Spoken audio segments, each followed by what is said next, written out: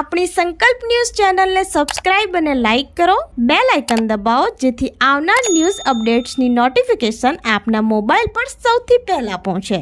Like, subscribe and share the video. નમસ્કાર દર્શક મિત્રો, હું છું પૂજા ટંડેલ. સંકલ્પ ન્યૂઝમાં આપનું સ્વાગત છે. સમાચારની શરૂઆત કરતા પહેલા એક નજર આજના મુખ્ય સમાચાર ઉપર. ઉમરગામમાં કુદરતી વહેણોમાં કંપનીઓ દ્વારા પ્રદૂષિત પાણી છોડાતા સુરક્ષિત ન રહ્યા હોવાના આક્ષેપો. ખતલવાડા ગામે જીવાદોરી સમાન ટોકર ખાડી હાલ સફેદ ફીણથી ભરાતા સ્થાનિકોમાં રોષ. ઉમરગામ તાલુકામાં કુદરતી વહેણો હવે સુરક્ષિત રહ્યા નથી. ચોમાસા દરમિયાન 16 કળાએ ખીલતા વહેતા કુદરતી વહેણોમાં કંપનીઓનું પ્રદૂષિત પાણી છોડવામાં આવતું હોવાના પર્યાવરણ પ્રેમીઓએ આક્ષેપો સાથે રોષ વ્યક્ત કર્યો હતો. ઉમરગામ તાલુકાના ખતલવાડ ગામે આવેલ જીવાદોરી સમાન ટોકર ખાડી હાલ સફેદ ફીણથી ભરાઈ ગઈ છે. સરીગામનો ઔદ્યોગિક વિસ્તારમાંથી અને કુદરતી વહેણો પર બનેલી કંપનીઓમાંથી પ્રદૂષિત પાણી છોડવામાં આવે છે. ઉમરગામ તાલુકાના મોટાભાગની કુદરતી વહેણો પર કંપનીઓને પરવાનગી આપવામાં આવી છે, જેના કારણે કુદરતી વહેણો પ્રદૂષિત બન્યા અને માછીમારી કરતા લોકો સહિત મૂંગા પશુઓ અને જમીની જળ હવે દરેક જીવો માટે ખતરો બન્યો હોવાનો સ્થાનિકો દ્વારા આક્ષેપો કરવામાં આવ્યા હતા. આ સમસ્યા બાબતે વારંવાર રજૂઆત કરવા છતાં જવાબદાર તંત્ર આ બાબતે કોઈ પગલાં ન ભરતા હોવાના આક્ષેપો કર્યા હતા. ટોકર ખાડીમાં દર વર્ષે ચોમાસું આવે એટલે ખાડીને કિનારે લગતી કંપનીઓ હર ચોમાસામાં પાણી છોડે છે અને એ પાણી અમે ઉપયોગમાં ભરી માટે નવા ધોવા માટે ભરીને પણ લઈ જાય છે ઉનાળામાં. એ પાણી છેક હવે કમસે કમ ગણપતિ સુધી આવે ત્યાં સુધી પાણીનું કેમિકલનું રહેશે. અને બીજું કે આ ખેતીવાડી માટે પણ ઉપયોગમાં લે છે. અને એક ખાડી કિનારે આવેલા માછીમારો કે આદિવાસી લોકો એનો માછીમારીનો ધંધો કરે છે, માછલાઓ પકડીને ખાય છે એનો, અને એ દર વર્ષે આમ જ રહેશે તો કેમ ચાલશે? પ્રશાસનને કેટલી વખત કમ્પ્લેન બી કરવામાં આવી છે. આ બગવાડા હાઈવે પર ખાડાઓને લઈ ટ્રાફિક જામમાં 3 એમ્બ્યુલન્સ ફસાતા રોંગ સાઈડે જવાનો વારો આવ્યો. દર્દીને પણ જોખમમાં મૂકી શકે તેવી હાલત સર્જાતા લોકોએ ખાડાઓને લઈ આક્રોશ વ્યક્ત કર્યો.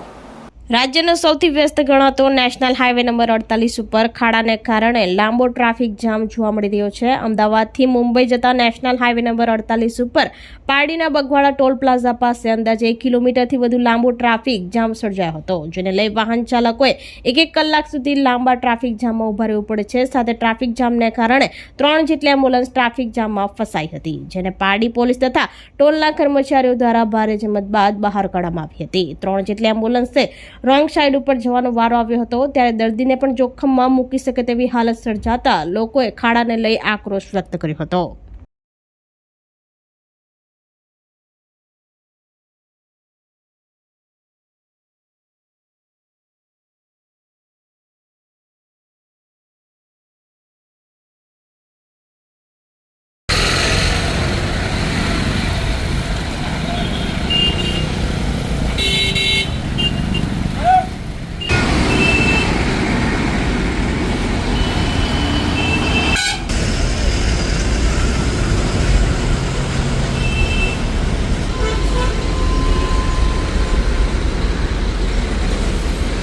ઉમરગામના નારગોલ દરિયા કિનારે હજારો માછલીઓ મૃત હાલતમાં તણાઈ આવી. કંપનીઓ દ્વારા પ્રદૂષિત પાણી છોડતા દરિયા જીવસૃષ્ટિને ખતરાની માછીમારો સ્થાનિકોમાં આશંકા.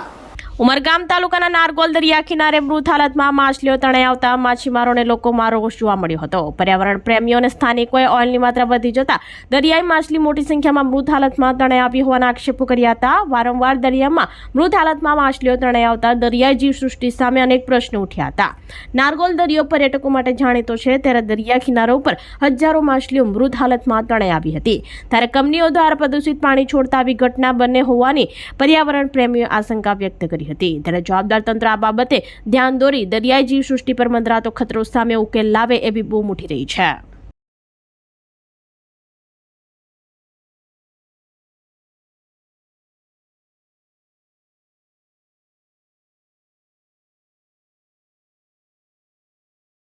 વાપી, કરવડ અને ડુંગરાની 2 પરિણીત યુવતી ઘરેથી કોઈને કંઈ પણ કહ્યા વિના નીકળી જતા પરિવાર ચિંતામાં.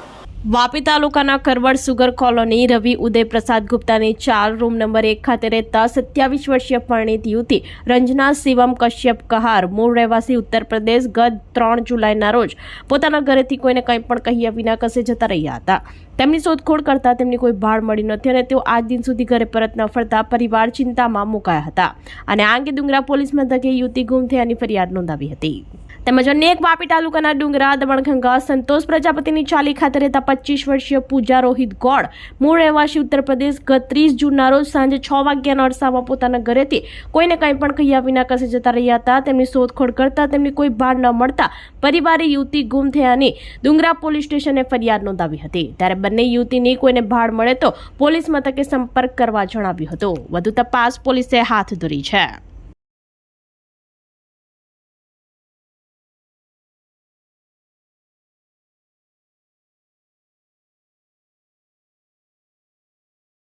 તો આ હતા સમાચારો. નવા સમાચારો સાથે કાલે ફરી મળીશું. નમસ્કાર. આપણી સંકલ્પ ન્યૂઝ ચેનલને સબસ્ક્રાઇબ અને લાઇક કરો, બેલ આઇકન દબાવો જેથી આવનાર ન્યૂઝ અપડેટ્સની નોટિફિકેશન આપના મોબાઈલ પર સૌથી પહેલા પહોંચે. Like, subscribe and share the video.